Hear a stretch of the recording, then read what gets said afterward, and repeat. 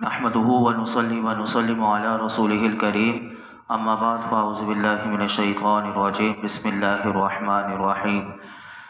وَأْمُرْ أَهْلَكَ بِالصَّلَاةِ وَاصْطَبِرْ عَلَيْهَا لَا نَسْأَلُكَ رِزْقًا نَحْنُ نَرْزُقُكَ وَالْعَاقِبَةُ لِلتَّقْوَىٰ۔ اور حکم دیجیے اپنے گھر والوں کو نماز کا اور خود بھی پابند رہیے اس پر، نہیں سوال کرتے ہم آپ سے روزی کا بلکہ ہم ہی روزی دیتے ہیں، اور اچھا انجام پرہیزگاری کا ہی ہوتا ہے۔ اس آیت مبارکہ میں اللہ رب العالمین نے نماز کے بارے میں اپنے محبوب علیہ الصلوۃ والسلام کو حکم دیا، اور نماز جو سارے رحمت کے خزانوں کی چابی ہے اور مصیبت کے وقت انسان کے لیے ایک ڈھال ہے۔ اور اگر اس آیت میں اگر ہم غور کریں تو علماء فرماتے ہیں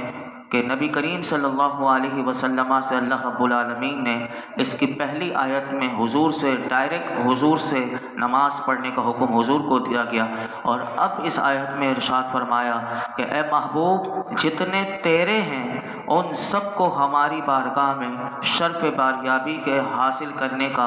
اذن عام ہے۔ تیرے دامن رحمت میں فرمایا کہ جتنے پناہ لینے والے ہیں محبوب سب کو بتا دو کہ آپ کے رب کے فیض و عطا کے چشمے جاری ہیں کہ کوئی پیاسا نہ رہ جائے، کوئی سراب دنیا یعنی دنیا کا جو ایک پھپولا جو پانی کے اوپر جو ہوتا ہے سراب، فرمایا اس کے پیچھے مارا نہ پھرے، اور فرمایا اے تشنہ لبو جہاں کہیں بھی ہو جس حال میں بھی ہو، فرمایا دوڑ کر آؤ، میرے رب کی بحر رحمت کی موجیں تمہاری منتظر ہیں۔ یہاں علماء فرماتے ہیں اگر غور کیا جائے جو اہل فرمایا گیا تو اہل سے مراد نبی کریم صلی اللہ علیہ وسلم کی حضور کے امت کے سارے غلام ہیں، اور خاندان رسالت تو بطریق اولا اس حکم میں شامل ہے۔ تو نبی کریم صلی اللہ علیہ وسلم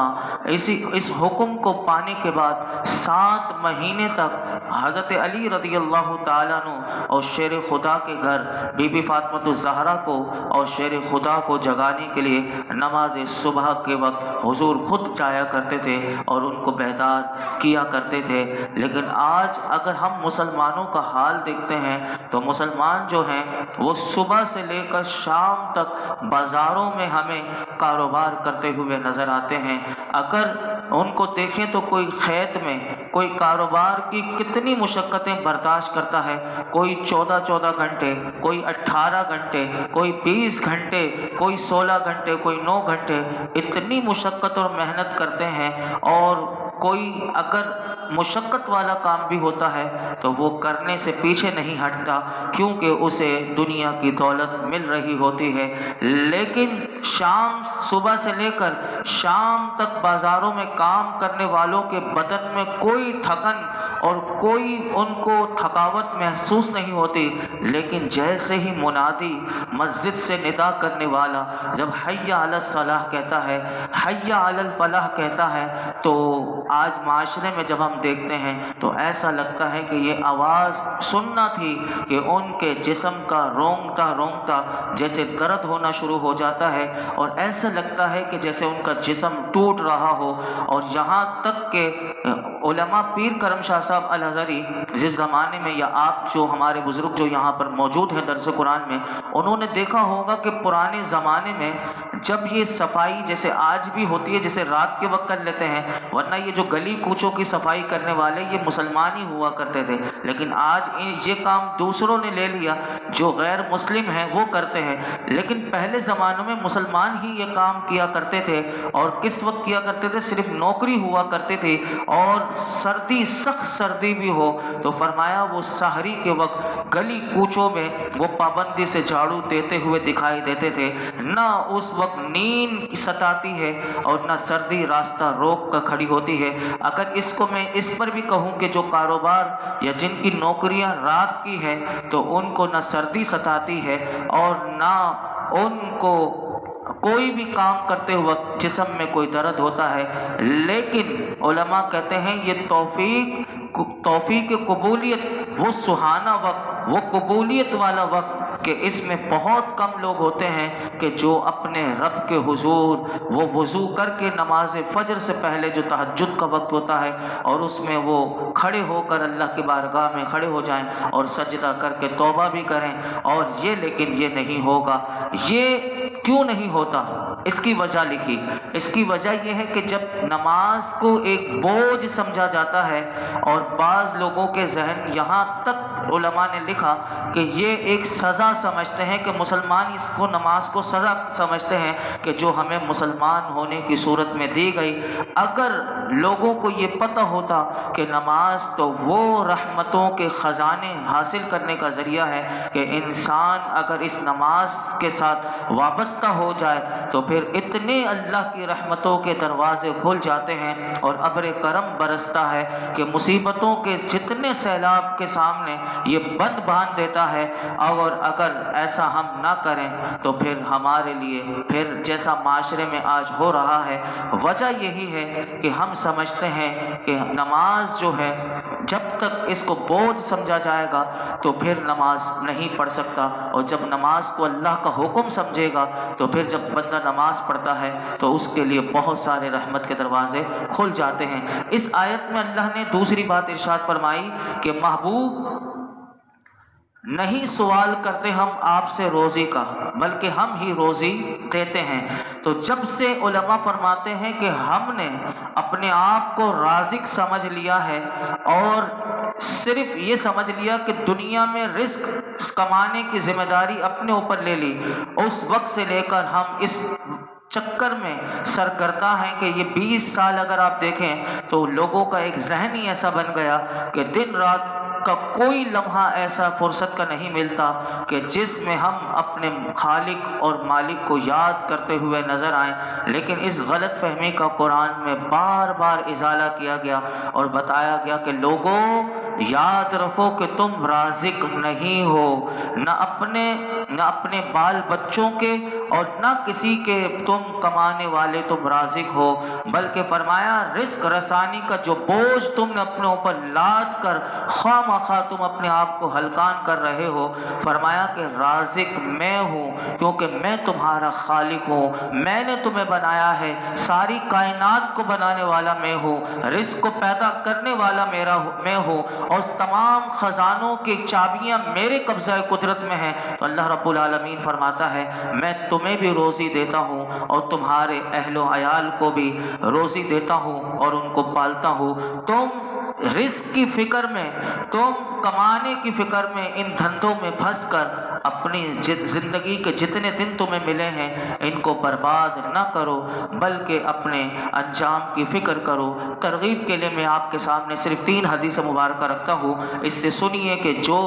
صرف رزق کمانے کے لیے دنیا کمانے کی فکر میں اور مسجدوں کی طرف نماز پڑھنے کے لیے جو نہیں آتے، آپ ان کو بھی یہ پیغام دے سکتے ہیں۔ یا ہم میں سے ایسے ہیں کہ جو 2-3 نمازیں پڑھتے ہیں، 2 گول کر دیتے ہیں یا قضا کر دیتے ہیں، وہ بھی ان کے لیے بھی بہت بڑا پیغام ہے۔ سنیے، حدیث پاک ہے ترمذی شریف کی، حضرت انس رضی اللہ تعالیٰ عنہ سے روایت ہے کہ اللہ کے محبوب علیہ الصلوۃ والسلام نے ارشاد فرمایا کہ جسے آخرت کی فکر ہو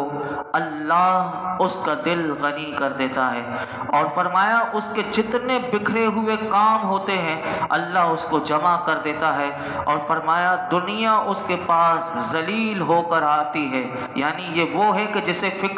جس نے اپنی فکر آخرت کو بنا لیا کہ ہر وقت آخرت کے بارے میں سوچتا ہے کہ میں دنیا میں آیا ہوں تو میں دنیا سے جب جاؤں تو میری قبر بھی اچھی ہو، میری آخرت بھی اچھی ہو۔ جو ایسی فکر کرتا ہے تو دنیا اس کے پاس ذلیل ہو کر آتی ہے اور اس کے سارے کاموں کو اللہ جمع کر دیتا ہے۔ اسی حدیث پاک کا دوسرا حصہ میرے آقا فرماتے ہیں کہ جسے دنیا کی فکر ہو، ہر وقت کمانے کی فکر، مستقبل میں کیا ہوگا۔ میں اکثر لوگوں سے یہ یعنی میں اپنے بارے میں بھی اور لوگوں سے بھی کبھی سوال کرتا ہوں کہ اتنا یعنی کما کر بھی پھر کیا ہوگا آگے، تو کہتے ہیں کہ وہ مستقبل میں، تو بہرحال لیکن فرمایا کہ جسے صرف دنیا کی فکر ہو تو فرمایا اللہ رب العالمین اس کی محتاجی اور اس کی دونوں آنکھوں کے درمیان رکھ دیتا ہے، اور فرمایا اس کے جتنے جمع شدہ کام ہوتے ہیں ان کو اللہ منتشر کر دیتا ہے، پھیلا دیتا ہے، اور دنیا کا مال فرمایا اسے اتنا ہی ملتا ہے جتنا اس کے لیے مقدر ہے۔ دوسری حدیث پاک ترغیب کے لیے میں آپ کے سامنے رکھتا ہوں، یہ ابن ماجہ شریف کی حدیث ہے۔ حضرت عبداللہ بن مسعود رضی اللہ تعالیٰ عنہ سے روایت ہے کہ نبی کریم صلی اللہ علیہ وسلم نے ارشاد فرمایا، جو شخص تمام فکروں کو چھوڑ کر، یعنی دنیا کی جتنی فکریں ہیں ان سب کو چھوڑ کر ایک چیز یعنی آخرت کی فکر سے تعلق رکھے گا، فرمایا اللہ رب العالمین اس کے تمام دنیاوی کام اپنے ذمے لے لے گا، اور فرمایا جو دنیاوی فکروں میں مبتلا رہے گا ایسے شخص کی اللہ رب العالمین کو کچھ پرواہ نہیں، وہ خواہ وہ کہیں پر بھی جا کر مرے۔ اللہ اکبر۔ تیسری حدیث پاک سماعت کیجیے، یہ ترمذی شریف میں ہے، حضرت ابو ہریرہ رضی اللہ تعالیٰ عنہ سے روایت ہے کہ نبی کریم صلی اللہ علیہ وسلم نے ارشاد فرمایا، یہ حدیث قدسی ہے کہ میرے آقا فرماتے ہیں اللہ ارشاد فرماتا ہے، اے انسان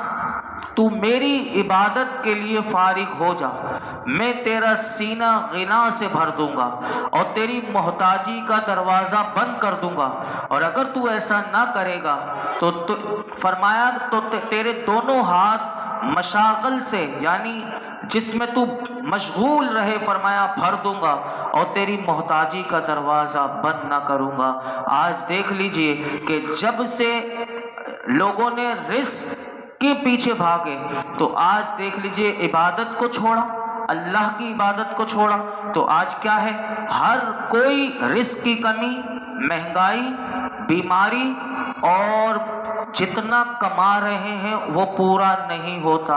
اس کا رونا رو رہے ہیں۔ اے کاش کہ مسلمان رزق حاصل کرنے کی کوشش کے ساتھ ساتھ اس ذمہ داری کے ساتھ اس کو بھی پورا کرتے جو اللہ نے ان پر لازم کیا ہے، تو آج مسلمانوں کا یہ حال نہ ہوتا جو آج ہر کوئی جتنا بھی کما رہا ہے پورا نہیں ہو رہا۔ لاکھوں کروڑوں کمانے والوں کی زبان پر بھی یہی ہے کہ مہنگائی ہے، پورا نہیں ہوتا، کہ لاکھوں بھی کما رہے ہیں۔ وجہ یہی ہے کہ ہم نے اس در کو چھوڑا ہے تو پھر در در کی ٹھوکریں ہمیں کھانی پڑ گئی ہیں۔ لیکن یہاں پر ایک اور بات بھی علماء نے لکھی، کوئی اس سے یہ نہ سمجھے کہ انسان صرف پھر کمانا ہی چھوڑ دے، یعنی کیا رزق کمانے کے لیے گھر سے نہ نکلے، رزق حلال نہ کمائے، تو یاد رکھیے گا اس کا یہ منشا نہیں، بلکہ قرآن و حدیث میں جہاں جہاں آیا ہے کہ دنیا کے پیچھے نہ بھاگو، اور بہت سے مقامات پر قرآن میں یہ بھی کہا کہ وَابْتَغُوا مِن فَضْلِ اللَّهِ، بلکہ قرآن تو خود کہتا ہے کہ رزق حلال کماؤ اور اللہ کے فضل کو تلاش کرو۔ تو پھر جواب کیا ہوگا؟ تو جواب اس کا علماء نے یہ دیا کہ بندہ کمائی کی فکر میں آخرت سے غافل نہ ہو اور دنیا کمانے میں اتنا مگن نہ ہو جائے کہ پھر اس کو حلال اور حرام کی تمیز بھی باقی نہ رہے، نہ اس کو نماز کی فکر ہو، نہ روزے کی، نہ زکوٰۃ کی، نہ حج کی، یہ ساری فکریں اس سے نکل جائیں، بس صرف کمانے کی فکر میں لگ جائے۔ تو ایسے کمانے سے ہمیں منع کیا گیا اور روکا گیا۔ آگے کیا فرمایا سنیے، فرمایا وَقَالُوا لَوْلَا يَأْتِينَا بِآيَةٍ مِّن رَّبِّهِ أَوَلَمْ تَأْتِهِمْ بَيِّنَةُ مَا فِي الصُّحُفِ الْأُولَىٰ، اور کفار کہتے ہیں کہ یہ نبی کیوں نہیں لے آتا ہمارے پاس کوئی نشانی اپنے رب کے پاس سے، ان سے پوچھو کیا نہیں آ گیا ان کے پاس واضح بیان جو پہلی نازل شدہ کتابوں میں ہیں۔ وَلَوْ أَنَّا أَهْلَكْنَاهُمْ بِعَذَابٍ مِّن قَبْلِهِ لَقَالُوا رَبَّنَا لَوْلَا أَرْسَلْتَ إِلَيْنَا رَسُولًا فَنَتَّبِعَ آيَاتِكَ مِن قَبْلِ أَن نَّذِلَّ وَنَخْزَىٰ، اور اگر ہم انہیں ہلاک کر دیتے کسی عذاب سے اس سے پہلے تو کہتے اے ہمارے رب کیوں نہ بھیجا تو نے ہماری طرف کوئی رسول تاکہ ہم پیروی کرتے تیری آیتوں کی اس سے پہلے کہ ہم ذلیل اور رسوا ہوئے۔ قُلْ كُلٌّ مُتَرَبِّصٌ فَتَرَبَّصُوا یتربصوا، اے حبیب آپ انہیں فرمائیے ہر شخص انجام کا منتظر ہے، سو تم بھی انتظار کرو۔ فستعلمون من اصحاب الصراط السوی ومن اہتدی، تم ان قریب جان لو گے کون ہے سیدھی راہ پر چلنے والے اور کون ہدایت یافتہ ہیں۔ یہاں پر اللہ رب العالمین نے جو یہ سوال کرنے والے تھے کہ کیوں نہ اللہ رب العالمین کے نبی کوئی نشانی لے کر کیوں نہ آئے، تو اللہ رب العالمین نے فرما دیا کہ تمہاری ضد اور تمہاری ہٹ دھرمی کا کوئی علاج نہیں، ساری کی ساری دلائل تم سے پہلے جو نبی آئے ان پر جو کتابیں نازل ہوئی ان میں وہ کتابوں میں وہ دلائل بھرے پڑے ہوئے ہیں، اور جن سے اللہ کی توحید، اسلام کی صداقت اور نبی کریم صلی اللہ علیہ وسلم کی نبوت ثابت ہوتی ہے۔ پھر اس قرآن کے نزول کے بعد فرمایا کیا ایسی نشانی کی ضرورت باقی ہے کہ جس کے تم منتظر ہو؟ یہاں علماء کہتے ہیں کہ ان کی ساری حجت بازیوں کا مختصر مگر دندان شکن اللہ رب العالمین نے جواب دے کر بات کو ختم کر دیا اور فرمایا کہ تم مسلمانوں کی بربادی اور ان کی تباہی کا انتظار کر رہے ہو، اور تم یہ چاہتے ہو کہ مسلمانوں کا قصہ تمام ہو جائے، اور فرمایا مسلمان تمہارے عقوبت اور عذاب کا انتظار کر رہے ہیں۔ فرمایا ان قریب جب خدا کا حکم آ جائے گا اور قیامت قائم ہو جائے گی تو تم قیامت کے دن جان لو گے کون سیدھے راستے پر اور کس نے ہدایت پائی۔ یہ قیامت کے دن تمہیں اللہ رب العالمین بتا دے گا۔ صرف ہٹ دھرم اور ضد اگر تم نے اپنائی ہوئی ہے اور تم اتنے روشن دلائل دیکھنے کے باوجود بھی ایمان قبول نہیں کرتے تو پھر قیامت کے دن تمہیں پتہ چلے گا۔ 16ویں پارے کا اختتام ہو گیا، کل سے انشاءاللہ 17ویں پارے کا آغاز ہوگا۔ اللہ رب العالمین 16ویں پارے میں ہم سے اگر کوئی غلطی ہوئی ہو تو معاف فرمائے، اور 16ویں پارے کا درس دینا مکمل اپنی بارگاہ میں قبول فرمائے۔ الحمدللہ رب العالمین، والصلاة والسلام على سید الانبیاء والمرسلین وعلى آلہ واصحابہ اجمعین۔ اللہم ربنا آتنا فی الدنیا حسنة وفی الآخرۃ حسنة وقنا عذاب النار۔ یا رب العالمین یا ارحم الراحمین، جو کچھ سنایا اس میں کوئی غلطی کوتاہی ہو معاف فرما، اپنی بارگاہ میں قبول فرما۔ رب کریم، نماز جو سارے خزانوں کی چابیاں ہیں، تیری رحمت کے خزانوں کی چابیاں ہیں، اللہ ہم نمازیں پڑھنے کے لیے آتے ہیں، لیکن میرے مولا آج ہم نے جو سنا، مولائی کریم یہ نماز تیرے محبوب کی آنکھوں کی ٹھنڈک ہے۔ رب کریم نمازوں کو صحیح اس کے حق کے ساتھ، خشوع خضوع کے ساتھ، جس طرح مولائی کریم ادا کرنی چاہیے، قائم رکھنی چاہیے، ویسے ہی ہمیں نمازوں کو قائم و دائم رکھنے کی توفیق عطا فرما۔ اللہ ہمیں سجدوں کی لذتیں عطا فرما، ایمان کامل عطا فرما، ہر قسم کے گناہ سے بچنے والا بنا دے۔ ہماری فکر آخرت کی فکر ہو، اللہ ہمیں آخرت کی فکر کرنے والا بنا دے، اپنا خوف عطا کر دے، اپنی محبت عطا کر دے، اپنے حبیب کی سچی محبت عطا کر دے، اپنے محبوب کا سچا غلام بنا دے۔ یا اللہ ہمیں قول و فعل میں ایک کر دے، قول و فعل میں ایک کر دے، قول و فعل میں ایک کر دے، قول و فعل کے تضاد سے بچا لے، ہمیشہ حق بولنے، حق کا ساتھ دینے، حق کو صحیح معنوں میں سمجھنے کی توفیق عطا فرما اور حق کا ساتھ دینے کی توفیق عطا فرما۔